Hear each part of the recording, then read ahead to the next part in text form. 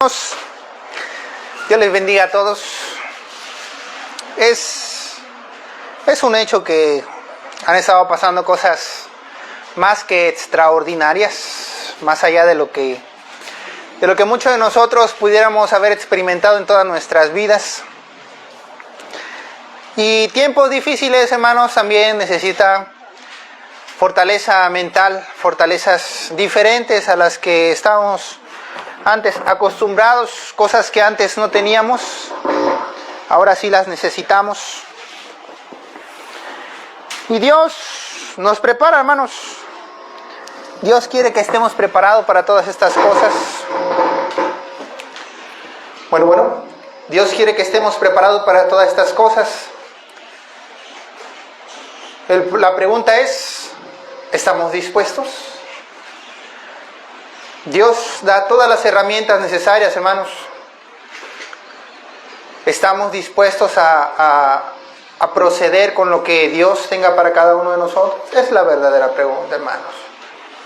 Miren, desde que conozco de Cristo, yo he hallado que no hay duda, no hay pregunta, no hay peligro, no hay problema que no se pueda responder con la palabra del Señor. Lo que no hay es gente dispuesta a hacer lo correcto para proceder con el problema, con la discusión, con la angustia, con lo que sea que nos aqueje a cada uno de nosotros. Y hermanos, el día de hoy quiero que leamos en Romanos capítulo 8.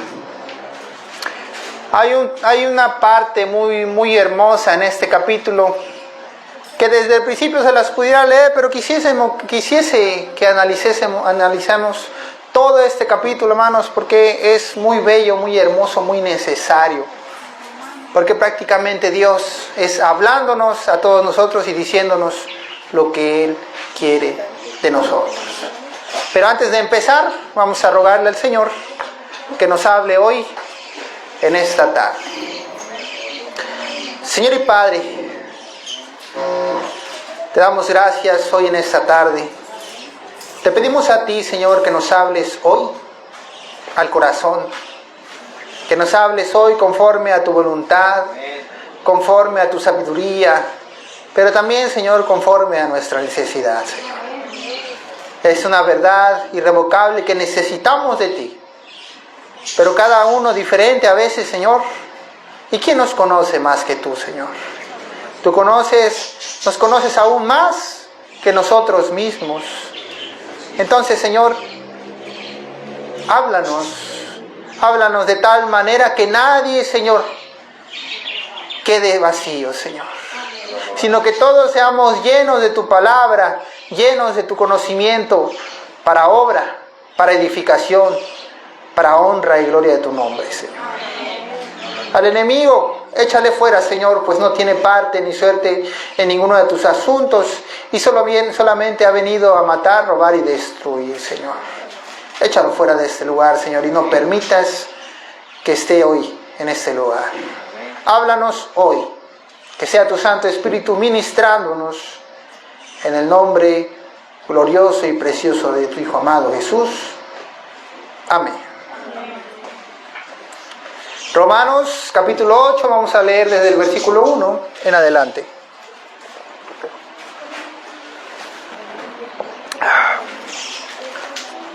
Romanos 8:1, dice la palabra del Señor. Ahora, pues ninguna condenación hay para los que están en Cristo. Los que andan conforme a la carne, sino conforme al Espíritu. Y no les sorprenda si alguna vez algún practicante de lo maligno, engañador y falso profeta les quiere decir: mira, el salvo siempre salvo. Y luego dice la palabra del Señor: ahora pues ninguna condenación hay para los que están en Cristo. Cuidado, Porque te va a decir, tú ya te arrepentiste, tú ya pediste perdón y ya no hay ninguna condenación sobre ti. Pero dice el Señor, los que no andan conforme a la carne, sino conforme al Espíritu. Y hermanos, arrepentidos hay muchos, pero eso no quiere decir que estén conforme al Espíritu. Porque hermanos, recordemos que el arrepentimiento, las bases del cristiano, como el arrepentimiento y el bautizo y la fe, todas esas cosas, hermanos, son solamente el principio, no es el final. ¿Qué caso tendría, hermanos, ahorrar mucho dinero para comprarte algo que has deseado por mucho tiempo? No lo sé, un auto, una casa, algo que tú has deseado mucho tiempo y dices, he ahorrado tantos años para comprarme esto. Y te lo compras y no lo usas. ¿Ese es todo? Para eso te esforzaste, para eso trabajaste, para eso... Obviamente lo compras porque le vas a dar una utilidad. Hermanos, ¿para qué nos arrepentimos? ¿Para qué dejamos nuestra maldad atrás? ¿Para qué buscamos la perfección en nosotros mismos si esa salvación que Dios nos da, no la usamos? ¿No se ve como un desperdicio? Yo he visto gente de mucho dinero que se compra muchas cosas y tú le preguntas, ¿y para qué te lo compras? Y esa gente, como no tiene escrúpulos en esos asuntos, dice, pues nada más, lo quería tener, me parecía bonito. ¿Y ya? Pero hermanos, esa no es la mentalidad del cristiano. No estamos aquí para desperdiciar los recursos que Dios nos ha dado, hermanos. Está bien si en algún momento vivimos en ignorancia y no sabíamos lo que hacíamos. Pero eso ya no es ahora. Eso ya pasó. Y ahora conocemos y sabemos. Y si aún conociendo lo que tenemos que hacer, seguimos siendo inútiles ante los ojos del Señor. Cuando venga el fin, ¿qué le vamos a decir a Cristo?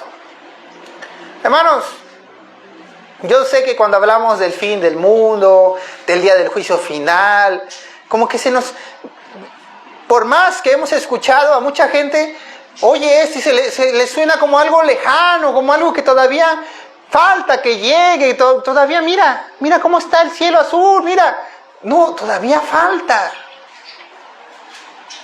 Así como los desastres naturales, hermanos. Así como de repente un día al otro llega y no sabes ni qué hacer a la mera hora de la angustia. Así va a ser, hermano.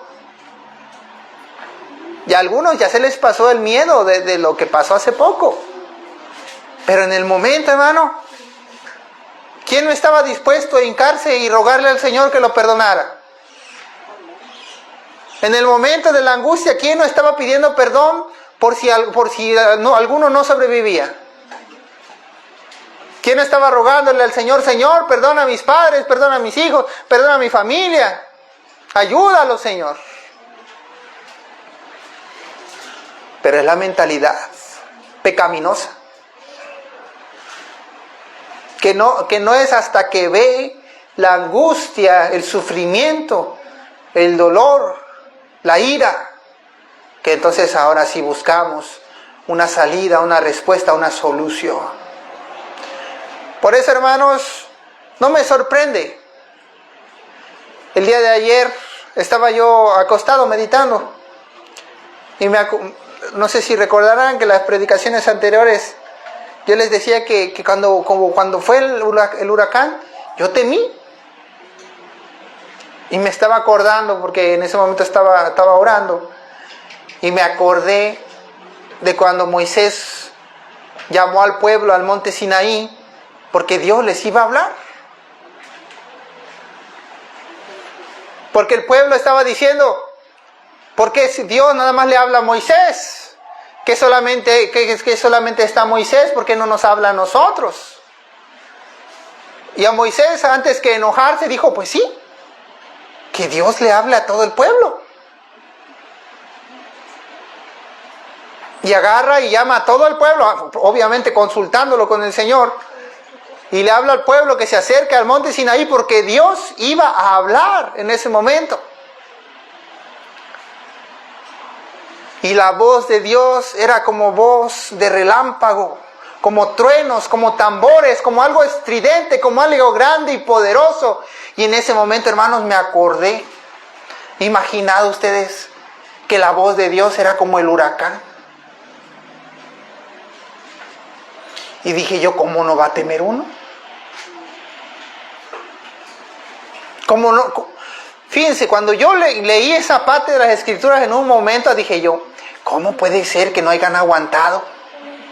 ¿Cómo puede ser que no hayan resistido? Si están viendo que está Dios ahí, ¿por qué? ¿Cómo no pudieron? Porque uno no está ahí, ¿verdad?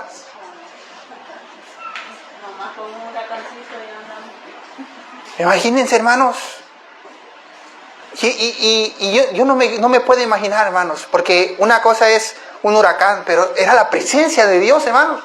Yo quiero pensar que aún la presencia de Dios era más aún que el desastre, la magnificencia de Dios, hablando de primera mano al pueblo. Y temieron, hermanos. No pudieron resistir que Dios les hablara de frente, porque la voz de Dios era como voz de relámpago, como tambores estridentes.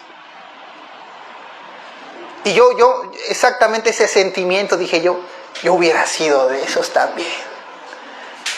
Que dicen, yo quiero escuchar a Dios, y cuando Dios le habla, mejor dicen, no, mejor que le hable a Moisés, porque a mí me da mucho miedo que Dios me hable. Es triste, porque yo no quiero ser del que teme, hermanos. Y yo creo que ninguno de nosotros quiere ser ese. Nosotros queremos ser los que escuchan a Cristo de primera mano, los que ven la grandeza de su nombre. Pero ¿estamos preparados? ¿Estamos a la disposición de lo que eso significa, hermanos? Pasan las tormentas, pasan los huracanes, pasan los temblores, y no resistimos, hermanos. Dice la palabra del Señor que los truenos son la ira de Dios.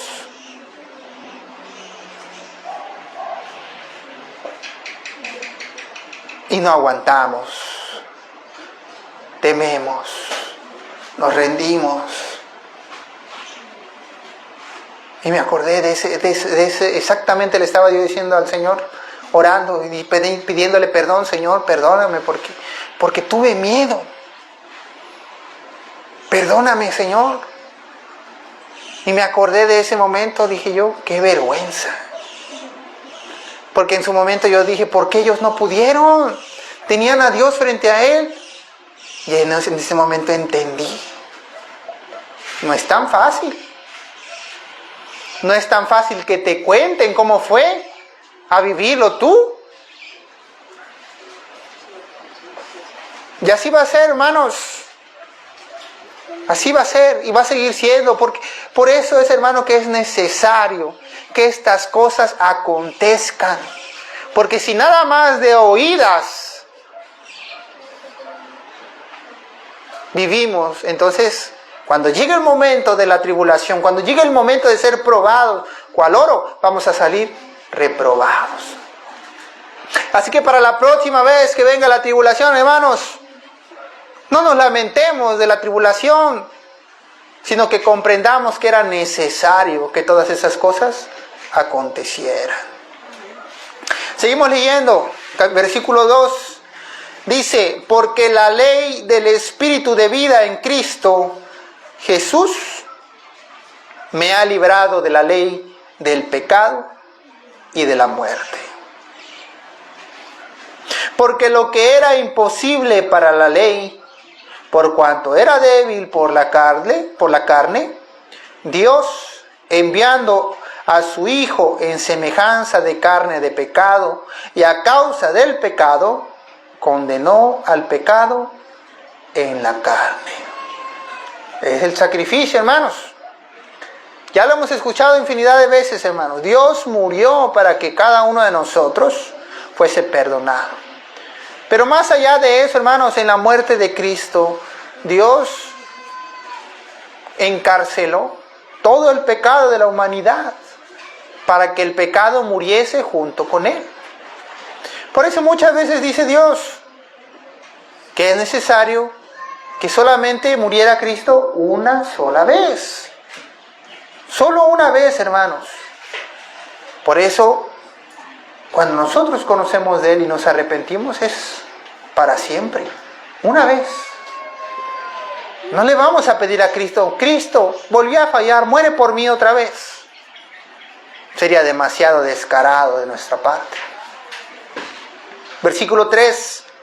Por lo que era imposible para la ley, por cuanto era débil por la carne, Dios, enviando a su Hijo en semejanza de carne de pecado, y a causa del pecado, condenó al pecado en la carne, para que la justicia de la ley se cumpliese en nosotros, que no andamos conforme a la carne, sino conforme al Espíritu.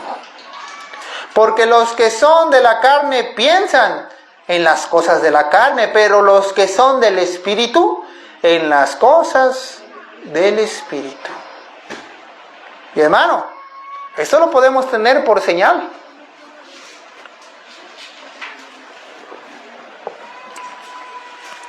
Escudriñémonos a nosotros mismos.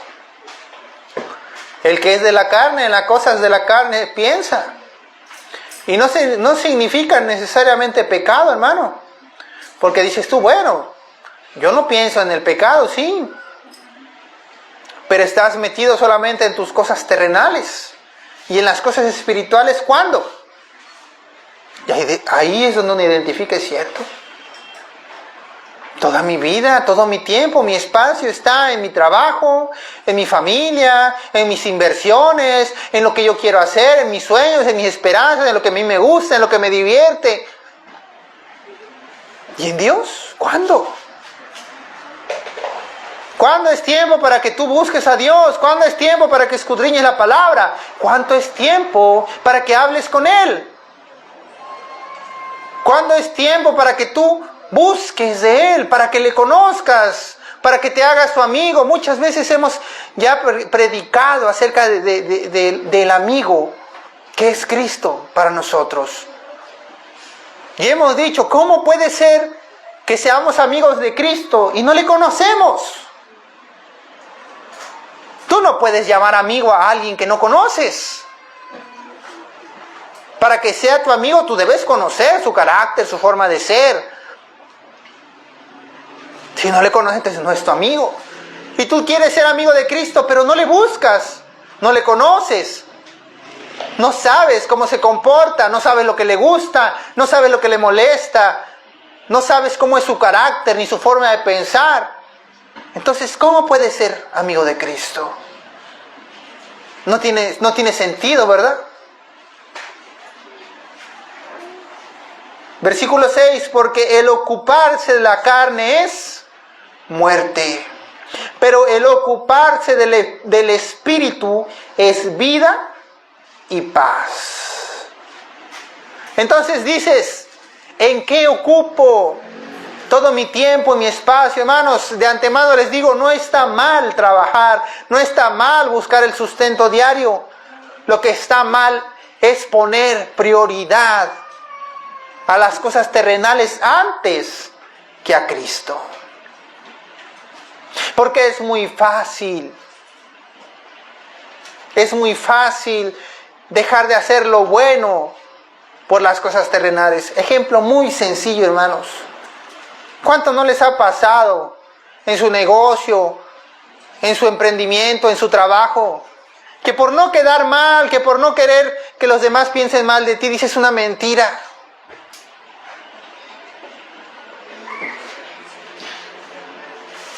Que te dicen, oye, qué mal te ves, que te desvelaste. Y tú dices, no, yo duermo bien, yo ando bien. Ah, no, pero al otro día ahí estabas desvelándote. Pero nada más por no quedar mal frente a los demás, tú dices, no, yo estoy bien y no estás bien. Y tú puedes decir, bueno, pero eso se considera una mentira. Claro. ¿Por qué? Porque tu intención no es la correcta. Y te voy a decir una cosa aún más sorprendente, hermano. La verdad es que a los ojos de los demás ni siquiera importa tanto. Si te desvelas o cómo te ves delante de los demás, la verdad es que no importa tanto. Pero para el que verdaderamente importa, contra ese, no tenemos cuidado, hermanos. No tenemos cuidado con el que de verdad importa, qué piense de nosotros. Qué irónico, qué contradictorio, qué mal forma de pensar contra el que sí, con aquel que sí importa cómo nos ve. No nos cuidamos. Nos cuidamos de aquellos que ni siquiera influencian en nuestra vida, hermanos. Hasta eso, hermanos, dice el Señor, que no temas al que mata el cuerpo, sino al que puede echar tu alma al infierno. Hasta ese punto, dice el Señor. Versículo 7. Por cuanto los designios de la carne son enemistad contra Dios, porque no se sujetan a la ley de Dios, ni tampoco pueden, y los que viven según la carne no pueden agradar a Dios. Mas vosotros no vivís según la carne, sino según el Espíritu. Si es que el Espíritu de Dios mora en vosotros.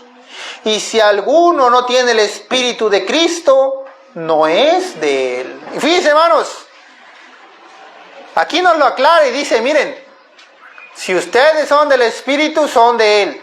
Pero dice, pero si alguno no lo tiene, entonces no son. Porque para decir yo soy, hay muchas palabras. Hay muchos que allá afuera dicen yo soy de Dios, yo soy cristiano, yo busco a Cristo, yo sigo a Cristo, pero no. Como aquel que les decía al principio, aquellos que te van a decir el salvo siempre salvo, que te van a decir no te preocupes, tú nada más haz una oración y con eso no hace falta nada más.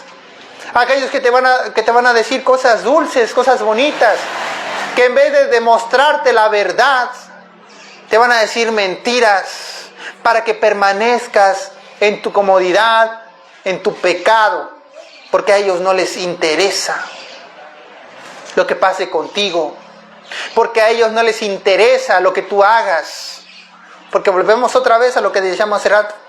Lo que los demás piensan de nosotros, la verdad es que es intranscendente, no importa.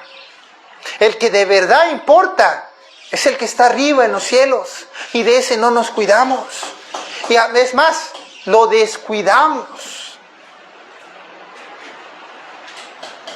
Grande vergüenza va a ser el día en que Cristo nos muestre delante de Él todo lo que hemos fallado, todo lo que hemos hecho mal. Y que en ese momento te enteres, Cristo me vio, Cristo estaba ahí, Cristo me observó, Cristo estaba en ese momento y yo no me di cuenta. Grande vergüenza va a ser ahora sí. Versículo 10, pero si Cristo está en vosotros, el cuerpo en verdad está muerto a causa del pecado, mas el espíritu vive a causa de la justicia. Y probablemente no entenderán por qué el espíritu vive a causa de la justicia. Yo no lo entendí, hermanos, en su momento. Tantas palabras, pero a mí era difícil de comprender, hermanos. Pero cuando conocí, no me atrevo a decir que conozco todo de Cristo, Pero me puse a conocer quién era mi Señor. ¿Qué es lo que le gusta? ¿Qué es lo que no le gusta? ¿Cómo es su carácter? Miren, Dios es amor. Es verdad. No es mentira.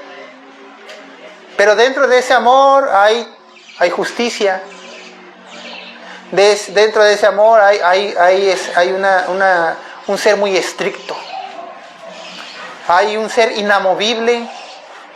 Hay un ser leal.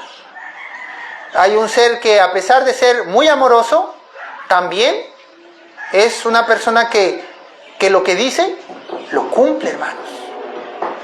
Entonces, esa combinación en su carácter de Dios hace que, así como nos ama sin límites, también cuando Él dice, si tú me traicionas, yo te voy a condenar, lo cumple, hermanos. Lo cumple. Y tú, como ser humano, nosotros como seres humanos diríamos a nuestro hijo, mira, si tú me fallas, yo te corro de la casa. Por poner un ejemplo, ¿no? Si tú me fallas, yo te corro de la casa. Así, claro. Como ser humano, como con corazón de pollo, ese hijo termina fallando y tú dices, ay, pero es mi hijo. No lo voy a correr de la casa, nada más era para espantarlo. Dios no hace eso. Dios te ama sin límites y desea lo mejor para cada uno de nosotros, pero en cuanto le falles, porque Él te lo advirtió, Él cumple su palabra. Es amoroso a no más dar, pero es justo. Entonces, toda la humanidad que Él creó le dio muchas promesas, hermanos. Y solamente les dijo, no pequen. Y ahí va el humano, pecado tras pecado tras pecado. Entonces, ¿qué se merece la humanidad, hermanos? ¿Qué es la justicia ahí? Que la humanidad sea condenada.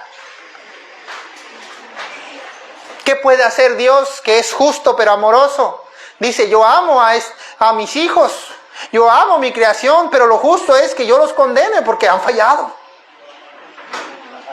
Y podríamos pensar, es contradictorio, ¿no? Nos ama, pero al mismo tiempo tiene que condenar, tiene que hacer justicia. Entonces, ¿qué pasa? Para que la justicia se cumpla, pero para que el amor de Cristo sea proclamado y sea verdad, Dios da su vida, Cristo da su vida en la cruz para que se cumpla la justicia, pero también para demostrar el grande amor de Dios. Sinceramente, hermanos, a mí no se me ocurriría tal solución. Solo el Dios de los cielos pudo hacerlo. Es el único. Por eso, hermanos, dice la palabra, mas el Espíritu vive a causa de la justicia. ¿Cuándo se hizo justicia, hermanos? Cuando murió Cristo. Porque Él se llevó el pecado de la humanidad con Él. Y entonces, al llevarse Cristo el pecado, Dios pudo expandir su amor para con nosotros, porque ya se había cumplido la parte de la justicia y ahora queda la parte del amor. Pero si nosotros seguimos encaminados en el mal,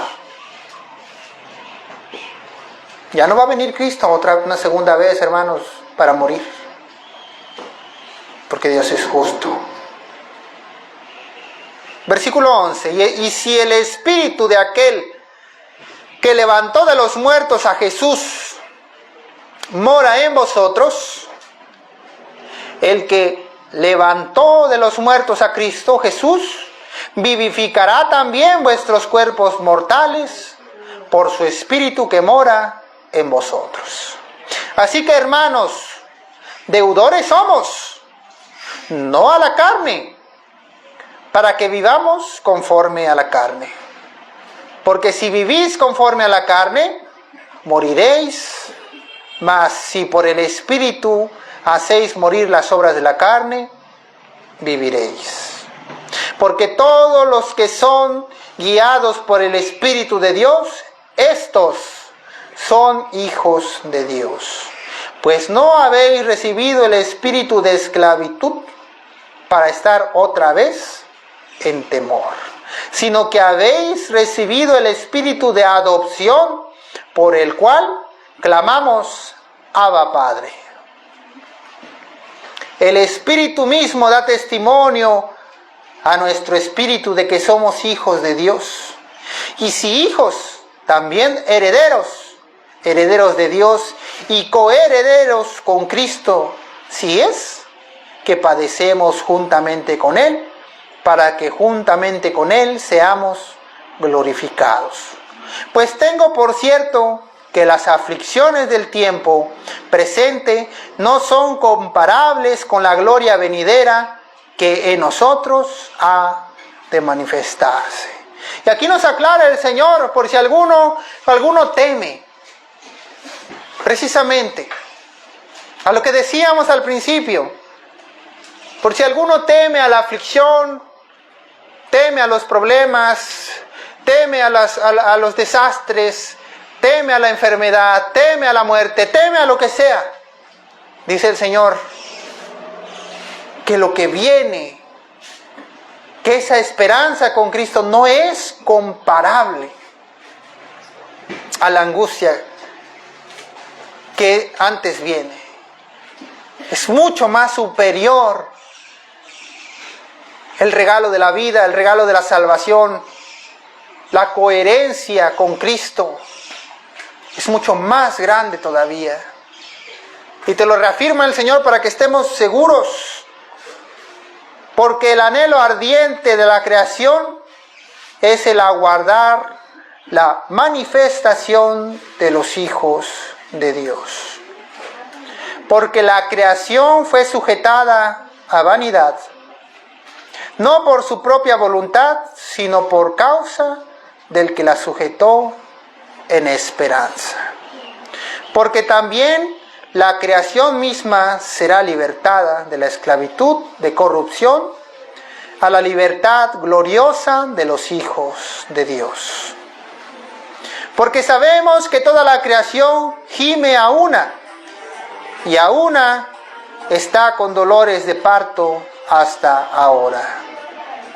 Y no solo ella, sino que también nosotros mismos, que tenemos las primicias del Espíritu, nosotros también gemimos dentro de nosotros mismos, esperando la adopción, la redención de nuestro cuerpo, porque en esperanza fuimos salvos, pero la esperanza que se ve no es esperanza, porque lo que alguno ve, ¿a qué esperarlo? Pero si esperamos lo que no vemos, con paciencia la aguardamos. Y de igual manera el Espíritu nos ayuda en nuestra debilidad. Pues, ¿qué hemos de pedir como conviene? No lo sabemos, pero el Espíritu mismo intercede por nosotros con gemidos indecibles. Hermanos, pudiese parecer muy confuso toda esta parte de las Escrituras. Yo en su momento tuve muchas dificultades para entender. Era mucha palabra y decía yo, pero no, terminaba de leer y no entendía, hermanos. Y sinceramente es necesario que nosotros escudriñemos, pero también le pidamos al Señor que nos dé la sabiduría. Y entonces, hermanos, de lo poquito, aún de lo poco, hermanos, Dios nos da grande sabiduría. Fíjense, hermanos, dice el Señor, aquí en esta parte de las Escrituras,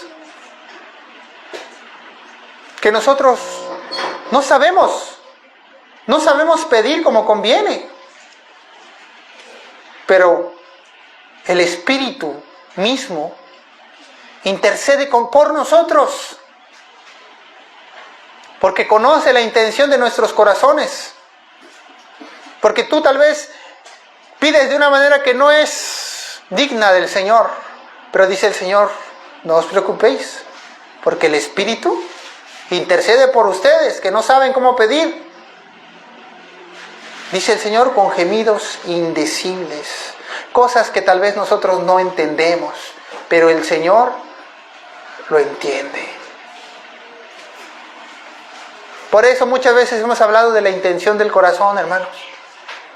Tú podrías hacer una oración muy bonita, pero si la intención de tu corazón no es la correcta, hermanos, ten por seguro que el Señor lo sabe. Que tú aparentas pedir por los demás y buscar el bien común, pero Dios sabe más claro que nadie que esa no es la intención de tu corazón, que eso no es lo que anhelas, que eso no es lo que buscas, que eso no es lo que quieres. Así que no engañemos y no engañamos a Dios en nada. Dice versículo 27, mas el que escudriña los corazones sabe cuál es la intención del Espíritu, porque conforme a la voluntad de Dios intercede por los santos. Y sabemos que a los que aman a Dios, todas las cosas les ayudan a bien. Esto es, a los que conforme a su propósito son llamados. Y hermanos, muchas veces, yo creo que lo hemos escuchado alguna vez, hemos dicho esta frase, que todas las cosas que le pasan al cristiano siempre son para bien. Esa palabra no es más que la reducción de este versículo que acabamos de leer. Dice, y sabemos que a los que aman a Dios, todas las cosas les ayudan a bien. Esto es, a los que conforme a su propósito son llamados. La parte que decimos nosotros, que todas las cosas que le pasen al cristiano siempre son para bien, no es más que el intento de simplificar para que podamos entender. Pero básicamente dice el Señor, que a los que hacen la voluntad del Señor, a los que verdaderamente le buscan, todas las cosas les ayudan a bien. No dice unas y otras, todas las cosas, hermanos. Lo que está diciendo el Señor, en las buenas, en las malas, en las aflicciones, en la alegría, en los desastres, en las tristezas, todas las cosas van a ser con un propósito benigno para nosotros. Y dice el Señor, porque a los que antes conoció, también los predestinó para que fuesen hechos conforme a la imagen de su Hijo, para que el que sea el primogénito, para que él sea el primogénito entre muchos hermanos. Y a los que predestinó, a estos también llamó, y a los que llamó, a estos también justificó. A los que justificó, a estos también glorificó. ¿Qué pues diremos a esto? Si Dios es por nosotros, ¿quién contra nosotros? Hermanos, el que no escatimó ni a su propio Hijo, sino que lo entregó por nosotros, ¿cómo no nos dará también con Él todas las cosas? Básicamente dice el Señor, no te preocupes por nada, porque si Dios mismo dio a su Hijo por ti, ¿cómo no nos va a dar las demás cosas? Si ya te dio lo más valioso, las demás cosas ni siquiera tomarían ningún problema, si ya te dio lo más valioso y preciado. Dice, ¿quién acusará a los escogidos de Dios?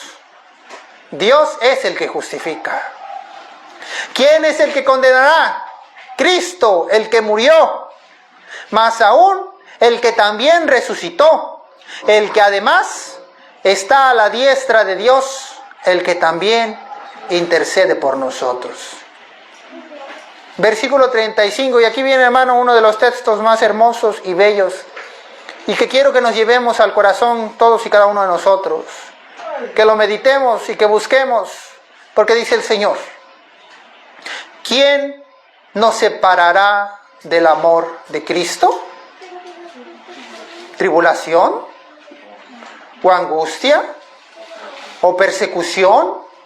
¿O hambre? ¿O desnudez? ¿O peligro? ¿O espada? Como está escrito, por causa de ti somos muertos todo el tiempo. Somos contados como ovejas de matadero.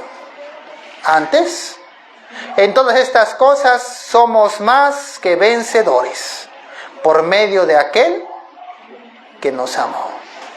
Por lo cual estoy seguro que ni la muerte, ni la vida, ni ángeles, ni principados, ni potestades, ni lo presente, ni lo porvenir, ni lo alto, ni lo profundo, ni ninguna otra cosa creada nos podrá separar del amor de Dios, que es en Cristo Jesús, Señor nuestro.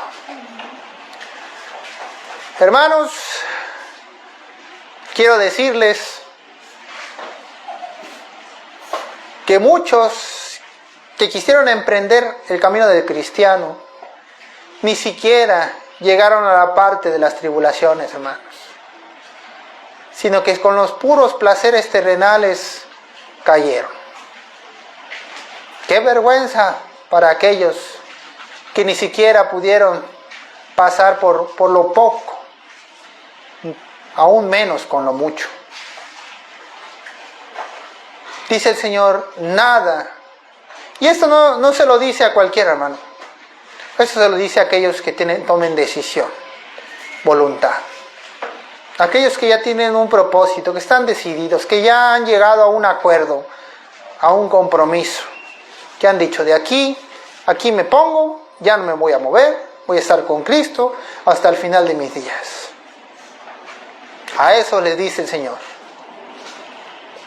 nada nos separará de su amor. Hermanos, ahora es cuando más debemos de estar conscientes, seguros, de no permitirnos influenciar por lo que el mundo piensa de nosotros. Antes bien, cuidémonos de lo que Dios piensa de nosotros. Sinceramente, hermanos, no es como que digamos, bueno, si no me voy a cuidar del mundo, entonces vamos a empezar a hacer locuras, ¿verdad?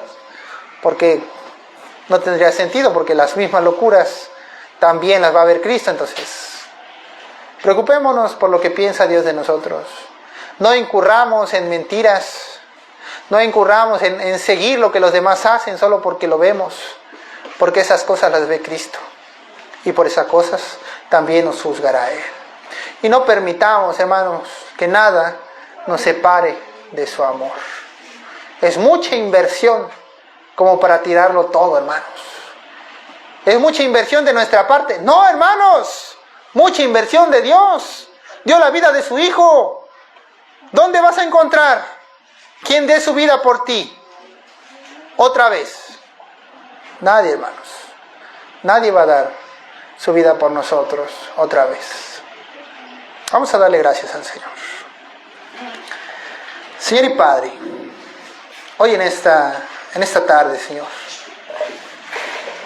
tu palabra ha sido dada y te rogamos que nos dejes, Señor, entender todo lo que tú tienes preparado para nosotros, Señor. Es cierto que el mundo transcurre en muchos pecados, Señor, y que nos quiere arrastrar a su pecado, porque el mundo sabe que ya está condenado, y por envidia ya no le importa lo que le pase a él, simplemente quiere ver a los demás que también sufran como él sufre. Así como el enemigo sabe que está condenado, Señor, y ya no le importa, simplemente quiere llevarse a los que pueda, porque es envidioso, malévolo y pecador. Ayúdanos, Señor, a no caer en las provocaciones del mundo. Ayúdanos, Señor, a ser fuertes en la tribulación. Ayúdanos, Señor, a ser valerosos. Ayúdanos, Señor, a ser como lo es Cristo.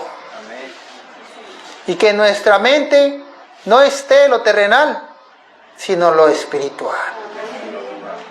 Te lo pedimos, Padre, te lo pedimos a ti, Señor, quien ha sido hasta ahora nuestro mayor refugio y apoyo. Ha sido nuestro poder en tiempo de angustia. A ti, Señor, te rogamos hoy, ayúdanos. No nos dejes caer en tentación, mas líbranos del mal. En el nombre glorioso de Jesús, tu Hijo amado. Amén. Amén. Pues amén, hermanos.